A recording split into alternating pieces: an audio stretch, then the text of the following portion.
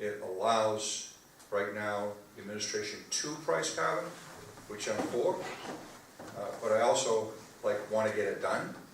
So I don't want to be waiting another couple of years to try to do it. I think that we may hit the targets for 2020. That's iffy, but we could if we're successful with this procurement. But if this procurement is not totally successful, if we don't, it depends upon our weather patterns as well, then we could get this implemented without the administration vetoing it. It would be kind of hard to veto something that says only if, say I'm the governor, well, you know, I said I'm going to do these things, so why would I veto something that says if I don't do them, you know, then it goes into place? It would be sort of admitting that what I'm saying isn't accurate, right? So that's what we're looking at. Well, at least that's what I filed. But, you know, listen, there's a lot of people that are in favor of putting a price on carbon. I certainly am in favor of doing it, you know, nationally. I'm in favor of doing it regionally. I'm in favor of doing it within the states I mentioned before. There are ways we can do that. The Western Compact is doing that with Canada. So there are a number of strategies, but unlike California, we need to have an executive that is going to want to play the lead in doing that. And absent that, this is the other strategy that we're looking at. So what is the number of the bill? There's a bunch of different there's a bunch bills. of different Yeah. And so it's not just I'll one get bill? you the that actual is number. Okay. 1869. 1869. 1869. It's 8 o'clock, and I think we want to wrap up by 8:30. So I'm going to try to ask people to be briefer in the remarks. Next person is Jim Gish. Jim. Good evening. Thank you very much for all that you're doing and for being here tonight. I have to say this is the second such forum I've attended in the past year. The previous one was that the AG's office had down in Roxbury. A number of us went, and it's a great way to build bridges between our legislators and us, but also among other people who may be in not just the same community but in surrounding communities. So I encourage you to do as many of these as you can. I know you have a lot on your plate, but they're really very valuable. So I'm Jim Gish. I'm a resident of Sudbury. I'm also a member of this church, and along with Bruce over here, I don't know whether you came from the west, but the solar panels on the roof up here were spearheaded by Bruce, and I was, pleased to work with him to get those there. So it's sometimes a challenge, sometimes from areas you don't expect, like your local historic district commissions. So I applaud anyone who does that. I'm also a director of Protect Sudbury. Senator Eldridge knows this, and we're involved with this effort to try to keep Eversource from cutting through 5 different conservation lands in town. And it may surprise some of my neighbors, but that's not what I want to talk about tonight. But I do want to talk about what we might do that could sort of stem the tide of these sort of legacy energy infrastructure projects. And maybe, keep some of these things out of our precious lands like we're trying to do. And that is some things that have already been discussed tonight, but in particular in the area of energy storage technology and the place that has in addressing areas of microgrids and distributed energy technology, and make this thing more localized so we don't depend on all of these long distance transmission lines, and also don't have to build up overcapacity to deal with sustainable energy generation like wind and solar. And I think you are well aware of the many technologies that are on the horizon right now, some of them in place already for energy storage. And most people, they hear this and they think about batteries, but it goes well beyond that, whether it's pump storage technology or gravity-based systems. There's all kinds of things out there. It doesn't all come from MIT. We've we've got a company here locally in Marlborough who's got a big bit of funding from Bill Gates who's involved. Now, this happens to be battery kind of technology, but they're addressing kind of heat buildup, and they have a novel approach to that. So there's lots of technology out there, but technology isn't the problem. And Jim, forgive me, but and we know each other well, is you really need to be brief because we were. Okay, I can get to this fairly quickly now. I just wanted to set the stage. So technology is not the issue. There's lots of technology emerging out there.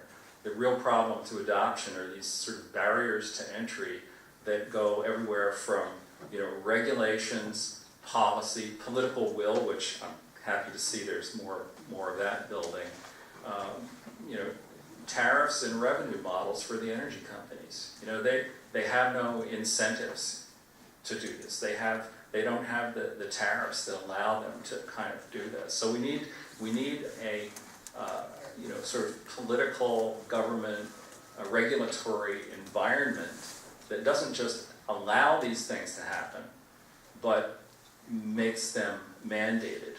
You know, we have the additional problem that we also have to deal with ISO New England, right? They set the model, they set the requirements on the energy companies, and until the state can impose, you know, some requirements on ISO New England, then they can't really expect the energy companies to do what we want them to do at the state level. We also need to change the EFSB so it's paying more attention to the environment than it is to fast-tracking these projects and taking at face value what the energy companies tell them. And that's not the case right now. Now, we've been involved in helping, you know, with some of the legislation for the EFSB, but it really is just tweaking it. It's not really addressing sort of the philosophy that they're trying to carry out as they approve these projects. So I hope you can do something to kind of change the sort of regulatory tariff structure and all of that. Thank you. Thank you. Really appreciate your leadership here with Protect Sudbury. Melissa, go. Jim stole my thunder. Okay. Say Can ditto. I yield my place to Bill Schneller? Sure. Go ahead, Bill. Hello, Senator Eldridge, Senator Pacheco. I will try to be brief, and some of what I say may overlap what Jim said, sorry. I am here to comment on the siting of transmission lines, an issue front and center here in Sudbury right now. We do understand the need for grid modernization, and you know, projects can and in fact should happen. It's funny, someone was just talking about carbon pricing, and I just want to say that I found my senator to be very approachable, and on a day last summer, a bunch of us were at the State House the day of the Omnibus Energy Bill, and another senator from Sudbury who's maybe having a bad day, getting ready to talk about carbon pricing, but I spoke to him about transmission lines, and you know, his comment was, you want green energy, you'll need transmission lines crisscrossing all over the effing state. And I don't think that it has to be quite that cut and dry. But the energy planning and siting process is broken, starting with the wrong incentives, as Jim said. Old energy companies, they're playing by an old playbook, you know, to build this infrastructure, guaranteed high returns on equity.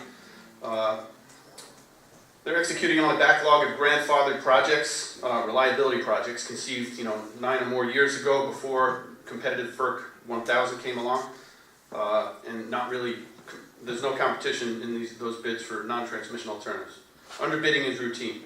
As everyone has said tonight, things are changing. Storage and renewables and microgrids are real. Side note, I don't know if you realize, but Thomas Edison, you know, his original plan for energy was little microgrids when it was DC versus AC. He wasn't envisioning transmitting energy for long distances. Anyways, as Jim said, the process is broken, so I might sound like a homer talking about this local issue, but we want to fix the process. ISO New England doesn't consider environment in their project selection. And I do want to highlight that, you know, there are specific bills, yes. Let's fix the Energy Facilities Siting Board so they consider environment as a cost, not just a word. The companies get to define it however they want. In this case, awaiting temporary traffic disruption is a big environmental factor.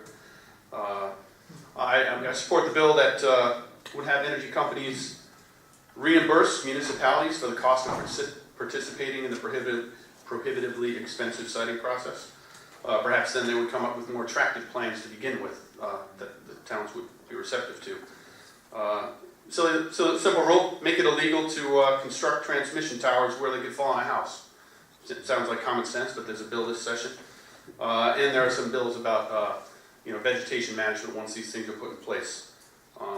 Yes, I see that the plan that Eversource had for this very town, that they were awarded, was 7 miles of 82-foot clear-cut overhead lines going through precious conservation lands. To use Steve Long's classification from earlier, Nature Conservancy, he said there should be policies that define certain areas as a no-go, red, and I believe Hopbrook corridor is such a no-go. I'll wrap up quickly. It's easy. We can just have rules that prefer to upgrade existing corridors rather than clearing brand new ones. In this case, there was an option to reconductor existing wires from 69 kilovolts to 115 kilovolts, solve the same problem, but it was passed over for this. If a line is needed under commercially zoned streets, it's fine. Anyways, I give this as a local example of what's wrong with FERC, ISO New England, the state siting board process. As we move forward with green energy to address climate change, let's fix the process and put infrastructure only where appropriate and protect our precious natural resources. Thank you. Thank you so much, Bill, and thank you for your leadership with Protect Sudbury, and of course, we worked very closely with you to oppose Eversource's application for the transmission line. Really Thank appreciate it. The next person is Marcia Diegler from Stowe. She's gone. Okay. Megan Donahue, Sudbury. Peter Dunberg, Westboro. Rada Concord. Rada John. Good evening. Good evening, Senators. I appreciate all the work that you are doing in the clean energy area and promoting it. I just want to bring attention that along with solar and wind, let's start talking about hydrogen energy. Because the way I look at it, with the hydrogen energy, each home can be a distribution center with the solar panels on the rooftop and generating hydrogen and using that when the solar energy is not available. So we need your support. I am a small business owner in Commonwealth of Massachusetts working in the fuel cell hydrogen energy area for the last 25 plus years. And we do need support from you all to promote that concept here in the research funding and everything. So I just want to bring attention that I do feel there is a lot of potential in this area. And so when we talk about the clean energy, solar, wind, geothermal, let's put the hydrogen energy and the fuel cell with the same kind of talking points. It is getting late, so I won't take too long, but I do appreciate your leadership. Thank you. Thank you, Rada. David Kroll, Sudbury.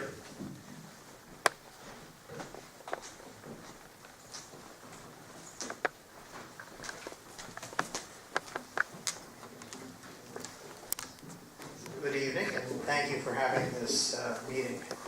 I came here with a list of things that I was concerned about after talking to my wife, who could not join me here, but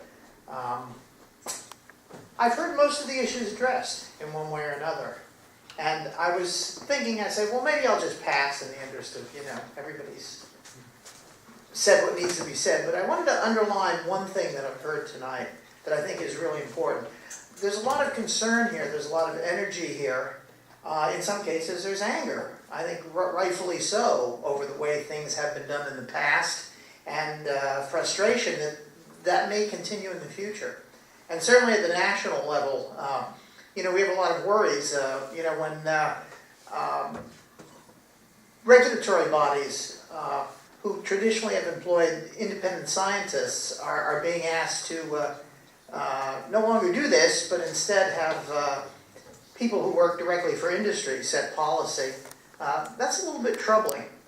So the thing I wanted to say is, it seems to me that we have to return to something, that I heard many, many years ago as a college student, First Earth Day kind of thing.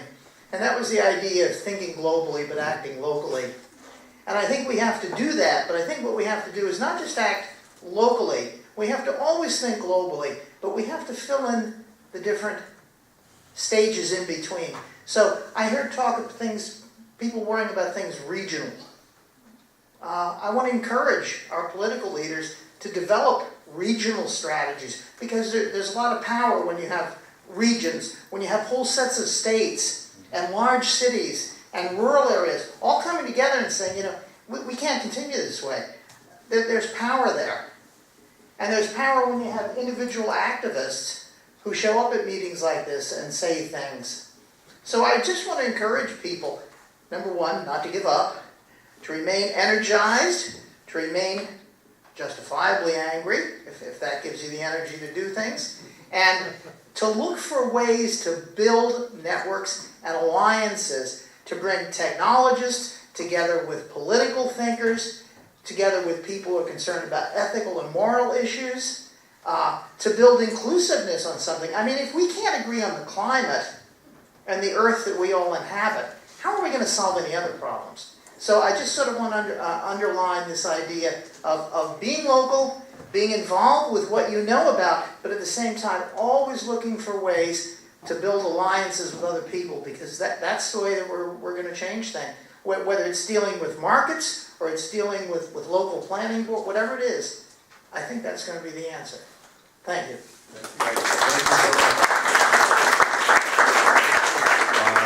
Lisa Bernegard. Lisa. I'll be fast, I promise. I'll echo my thanks to both of you for being champions. I am here tonight. I'm the Executive Director of Sudbury Valley Trustees, and I just want to invoke something I heard Bill McGibbon say once, that to tackle this problem, there's not going to be a silver bullet, it's going to take buckshot. And one of those pieces of buckshot, as we look at the comprehensive approach, is land protection. Steve Long referenced the important role that forests play in storing carbon sequestration, but protected land is also one of the best ways to mitigate many of the impacts we're already feeling. So with that, I would encourage you. I was delighted that the House recently passed an amendment to increase the conservation land tax credit. And I would hope that the Senate, I know revenues are looking bleak, but I would hope that the Senate and you would consider really being a champion of getting that passed in the Senate, because that provides probably one of the best incentives we've seen to really ramp up the pace of land protection. With that, thank you very much. Thank you. Great. Thank you, Lisa. Joan Entwistle, Concord. Joan.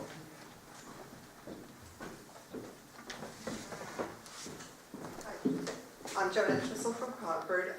Thank you, Senator Pacheco and Senator Eldridge, for coming here tonight. I just have a few quick comments, because so much has been said, and I've really learned a lot from everything that people have talked about here tonight.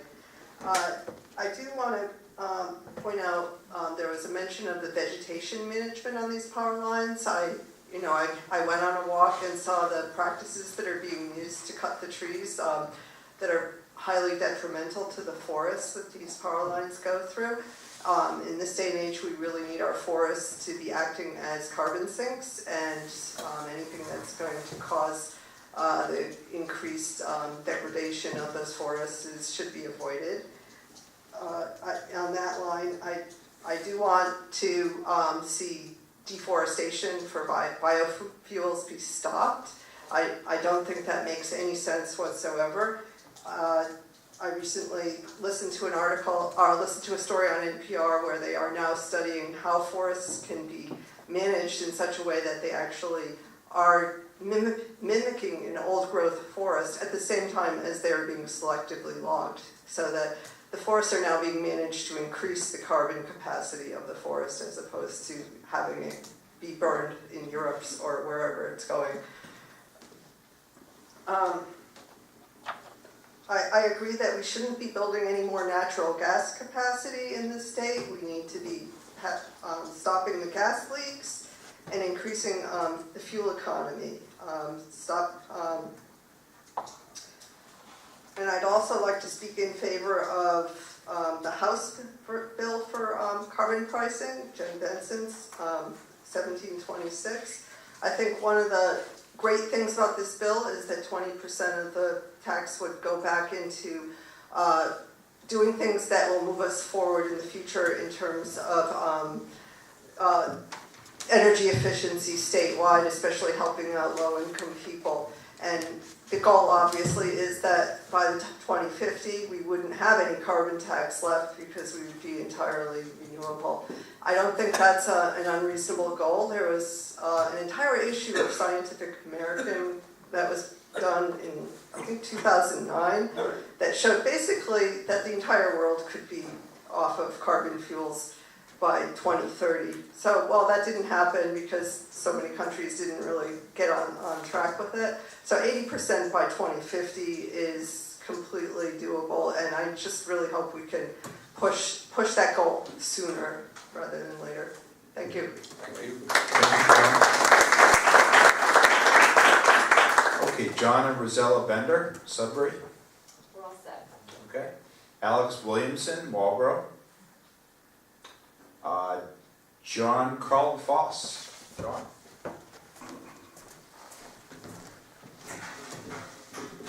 Thank you for doing what you're doing. I really appreciate it. My voice limits me right now, it's injured. I have one question, I'll be short. Is there anything that keeps the states that are willing, led by perhaps Massachusetts and California, to participate in the Paris Agreement? Yeah, I think the bill has been filed, but I think generally a country, has to sign onto an agreement, not a state. But the governor actually, this is what I was referencing, really the governor actually signed on to the Paris targets. So he actually physically signed on with the governors and the premiers in this region of the North America to meet the 2030 targets under the Paris Accord. So he did do that for the state. We can question the actions that need to be taken to actually get us there, but he has put that forth, and we are moving forward with targets that certainly our existing targets in existing statute meet the Paris Agreement targets. So we already have it in law, really, in terms of the targets that are required in Massachusetts. Okay, next person, P. Jean from Milburn, from Wayland.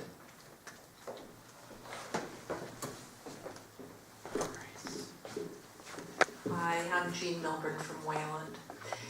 Thank you for being here, gentlemen. It's very appreciated.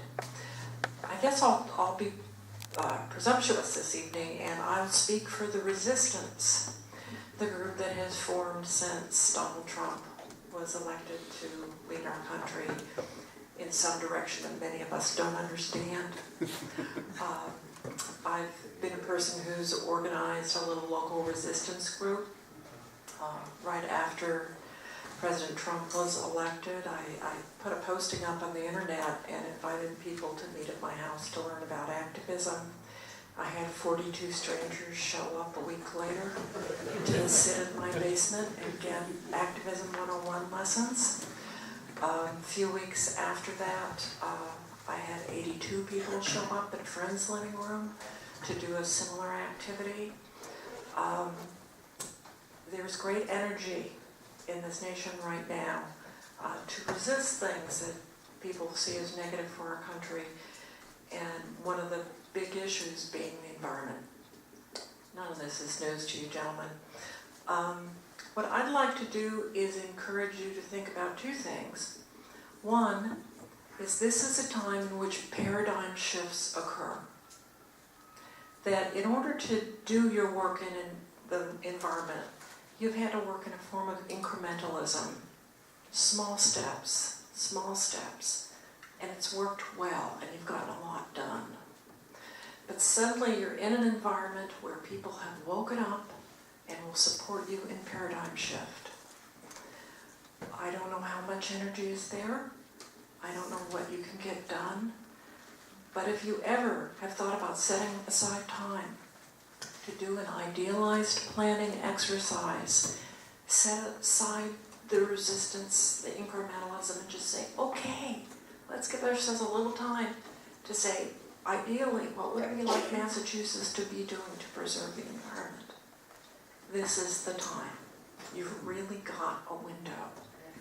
Not only will your own citizens support you, but nationwide you'll get a ton of attention if you can move the paradigm.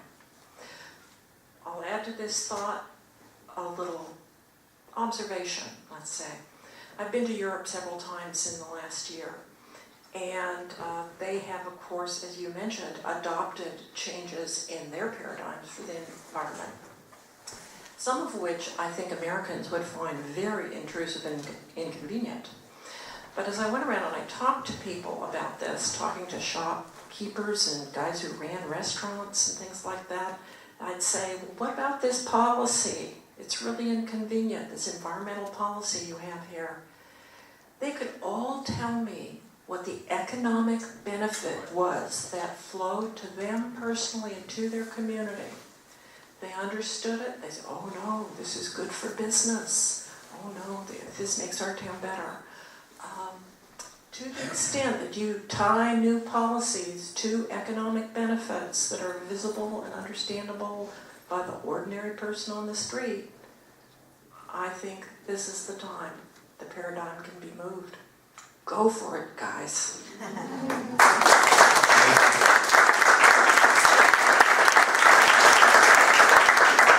Thank you so much, Jean.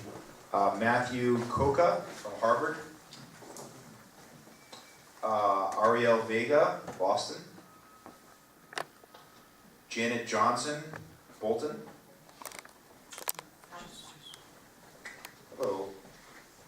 I think I'm pretty much the tail end.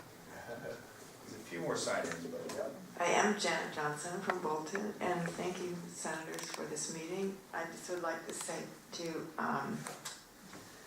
a democracy is ruled by, for, and of the people, not big money interests. And this meeting is a great example of democracy in action.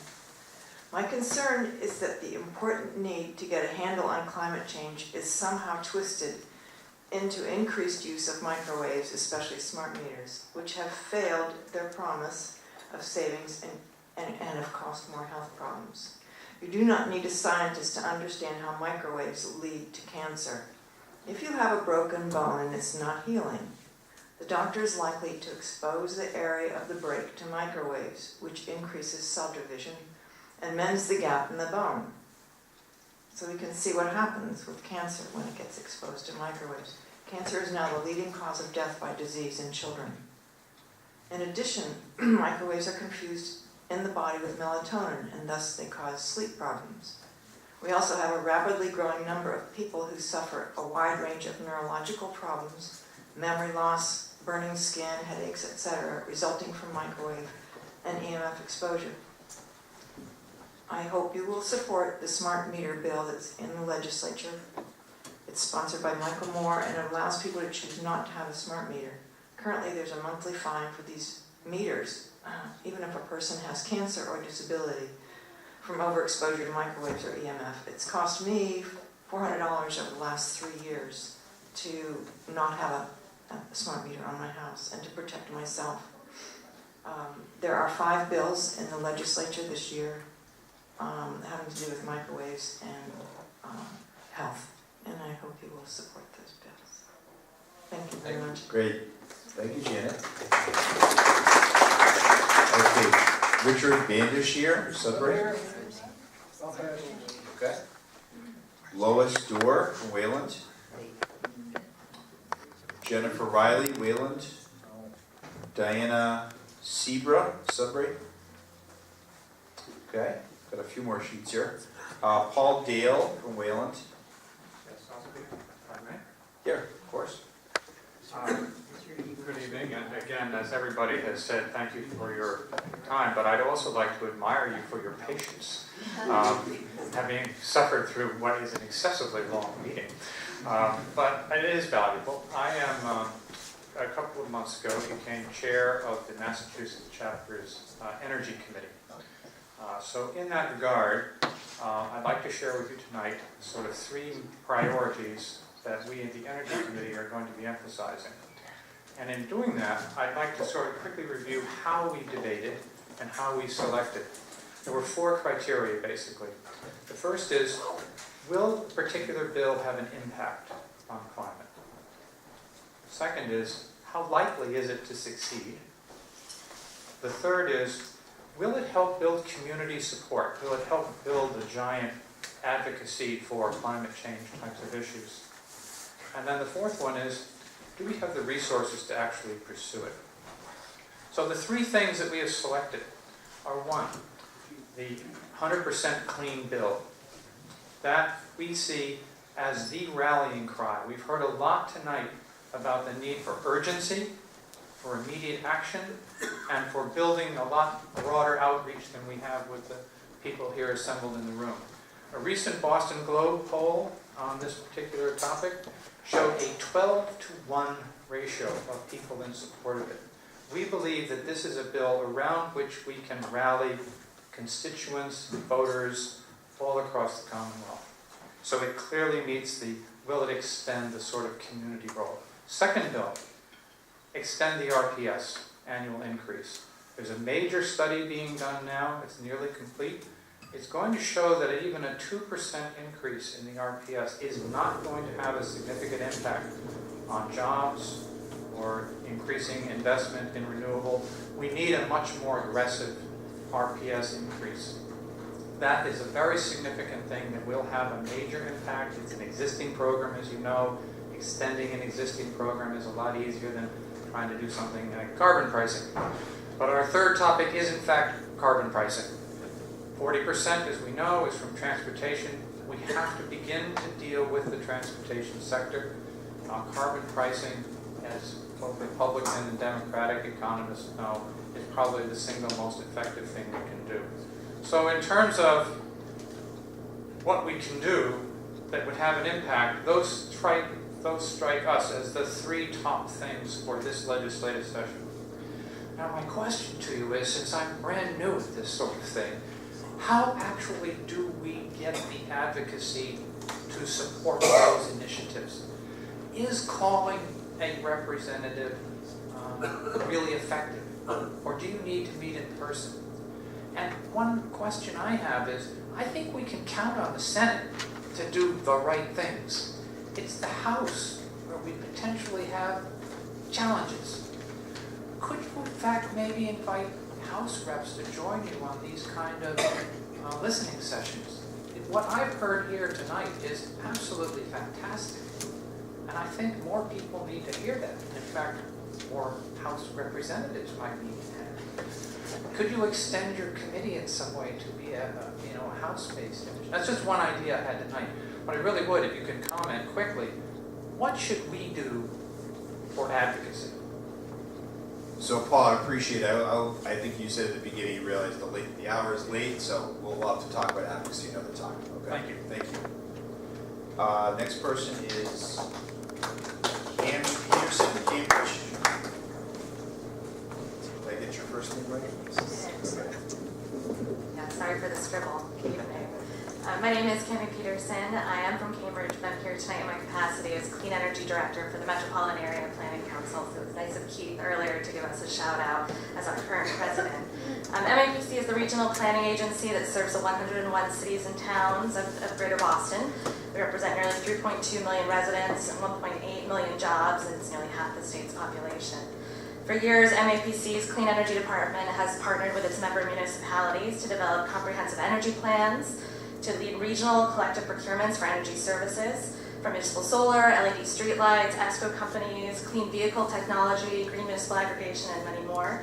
And we've also helped cities and towns to implement effective energy projects with the goal of reducing the region's energy consumption and carbon footprint. As advocates for smart growth, sound planning, and clean, responsible sources of energy, MAPC and I tonight applaud the leadership of the legislature and of you too in promoting ambitious clean energy and climate policies in the Commonwealth that have generated so much success. And we've seen firsthand the effects of the Green Communities Act, the Global Warming Solutions Act, among many others, in our region's 101 municipalities to explore and implement clean energy projects. With the support, and especially with the backing created by the federal government, Massachusetts cities and towns have been and are poised to take an even greater role in being the leaders in the climate movement. So 2 legislative priorities that really speak directly to this work on the ground of MAPCs are an act relative to the transparency of municipal energy data that's sponsored by Senator Lewis and Rep. Broder, that's S1858, and an act authorizing resiliency measures under commercial property assessed clean energy, the CPACE statute, sponsored by Senator Boncor and Rep. Cusack, and that's S1825. And a thank you to Senator Eldridge for sponsoring both of those bills.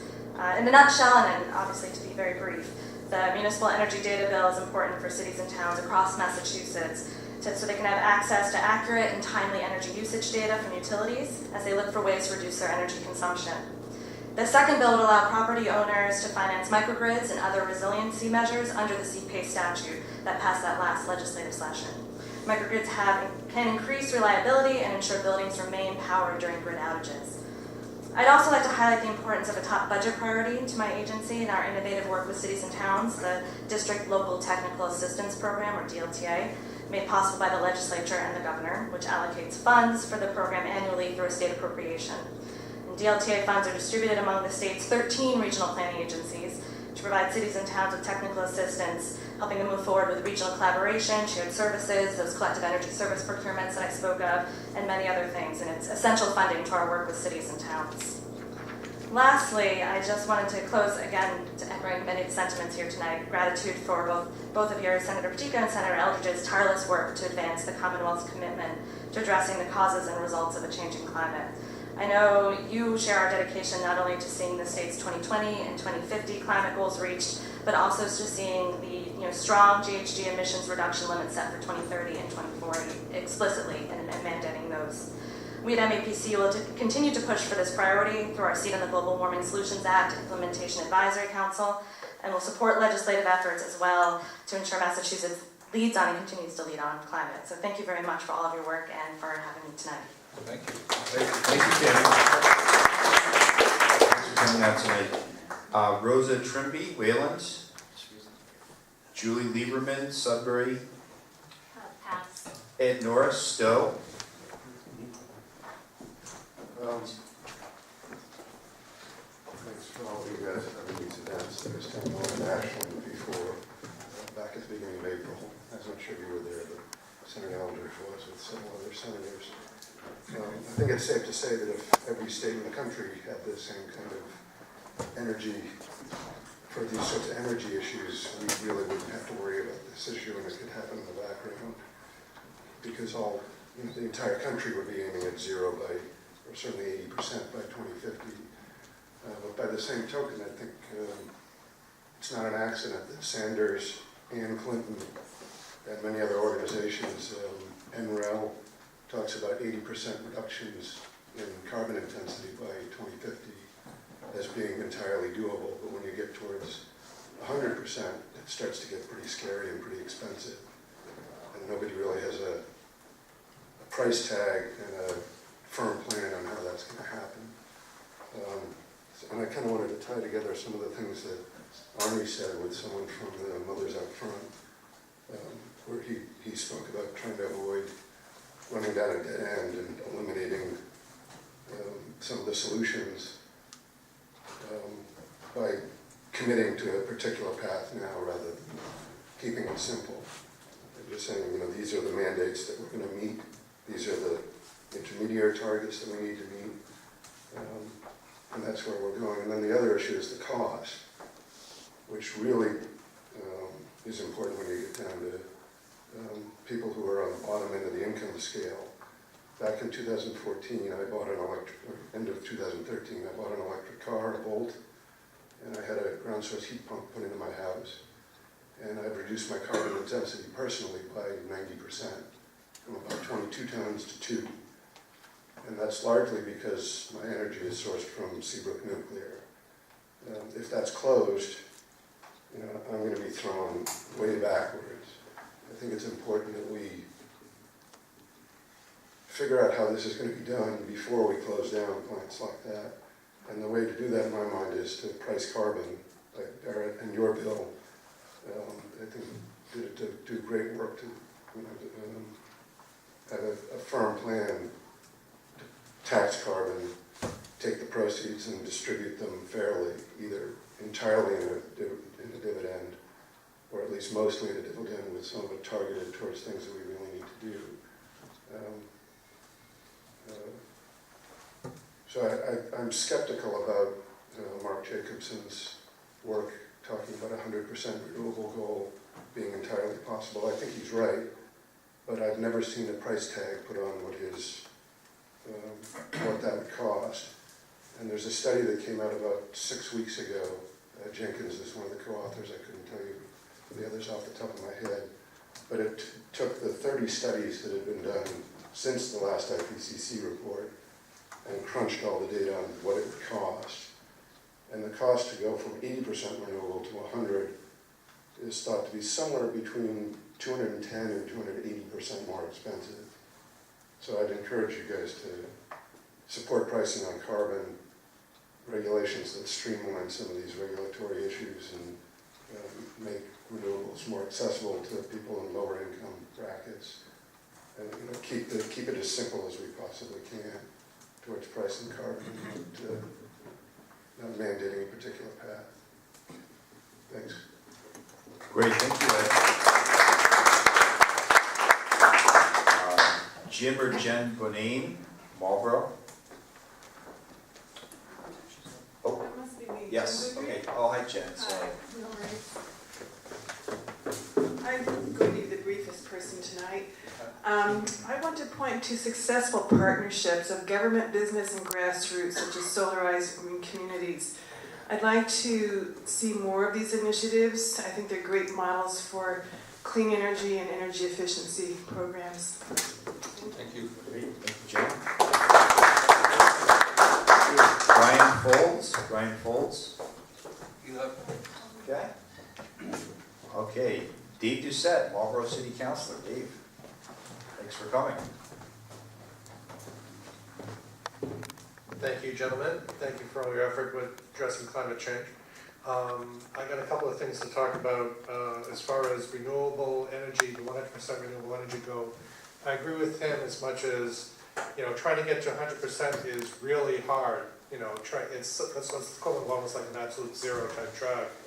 On the other hand, there's other technologies that could be pursued that are not necessarily renewable, but do not emit carbon dioxide emissions. And I think it's important that you guys at least evaluate and consider non-fossil fuel energy sources, such as fusion. There's Lockheed Martin's planning to have something ready for production, as well as another company called General Fusion, based in Burnaby, British Columbia. They're getting funds from the BC carbon tax, which is pretty interesting. But I think also this shows that